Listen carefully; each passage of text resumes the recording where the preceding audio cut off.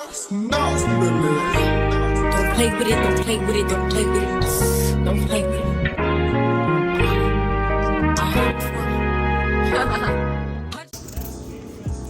Hey y'all, and welcome back to my channel. Today I am cooking for the Super Bowl.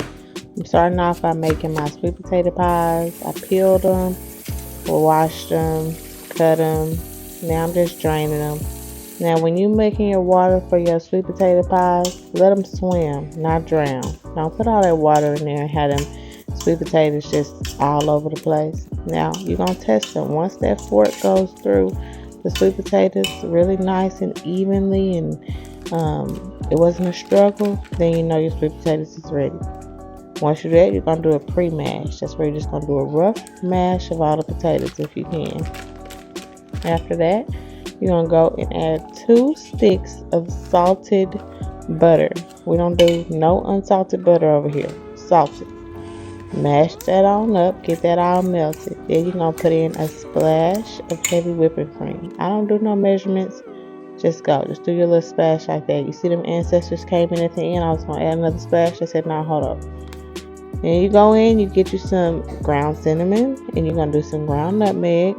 Less nutmeg than cinnamon. That's all I can tell you. Then I go in with my vanilla. Couple splashes of that. Then I do half a cup of white sugar, half a cup of brown sugar, a squeeze of lemon. You're going to do 2 eggs. I mix them up before I add them too. That just helps keep the consistency and everything good. Then you're going to mix that in real good. You can take a hand mixer or a blender or whatever.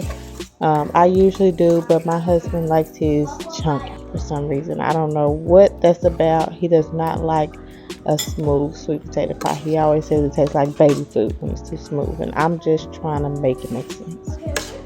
Then you're going to put it in the oven for an hour on 350, and that's what it's going to come out looking like.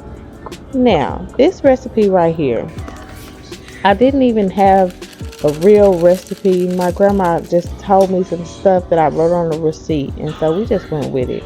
So you take a banana cake mix. I got this Duncan Hines Dolly Parton cake mix, and you add a half a cup of oil, 2 eggs. I added a splash of vanilla, but it didn't call for that, but I just added it because what's a cake without vanilla, right?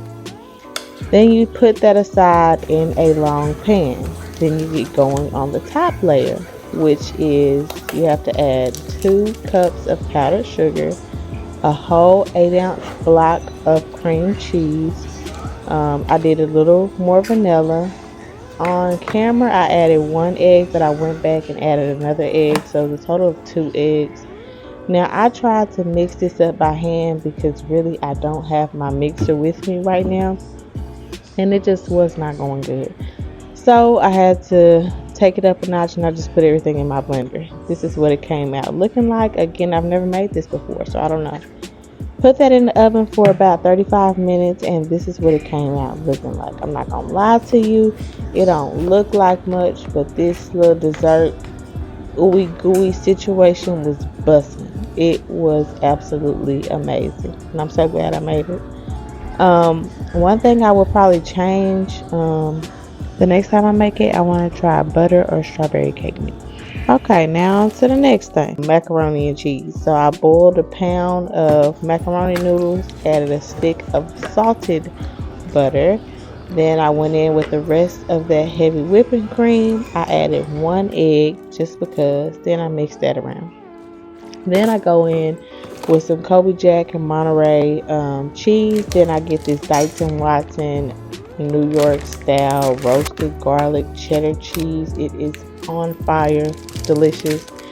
And some regular Monterey Jack cheese, and then just mix that all together. Heavily salt this, because what is macaroni without a little salt? Then I added just a little bit of barbecue sauce, just for that, not barbecue sauce, barbecue seasoning, just for that all around flavor and little sweetness. And then I gotta add my Kinder's red jalapeno garlic, because that just hits and everything. So you just mix that around, let all those cheeses work together, and then I actually let this sit overnight, and then I'm going to bake it on the actual day of the Super Bowl. So here I'm just making sure it's all mixed together, and then I found my pepper jack cheese and just shredded that on top. And then again, just let this sit, put it in the refrigerator, come back to it tomorrow, and it should be ready to go. So now we're going to get going on these ribs. Now these are some country flour. I usually like using the seasoned flour from H-E-B, but they were out. So I just had this flour in my pantry, and I seasoned it with, again, some more of that barbecue seasoning and some all-purpose seasoning. And then you literally press your ribs into your flour. Now y'all like, that grease ain't ready. I know it wasn't ready, but I went ahead and put it in there because you cook it low anyway. When you're making those fried ribs, you put it on low, like no higher than 6. Now here, I got me some breakfast sausage and some bacon going. Add a little bit of that barbecue seasoning because I'm getting going for these beans. Now I don't even eat beans. Okay, wait. Now these are those ribs. Amazing, I know. This was the macaroni and cheese. I pulled it out, added some more cheese on it. These were the beans. And this was everything. When I tell you it came out busting, look, I was too fast to go back and re-record everything, but hey, here we go. This was my husband's plate. I can't believe I didn't get a full video of everything, y'all. That's how good it was. We was eating before I could even put everything out. It was crazy, but it was good. W Day, go Chiefs.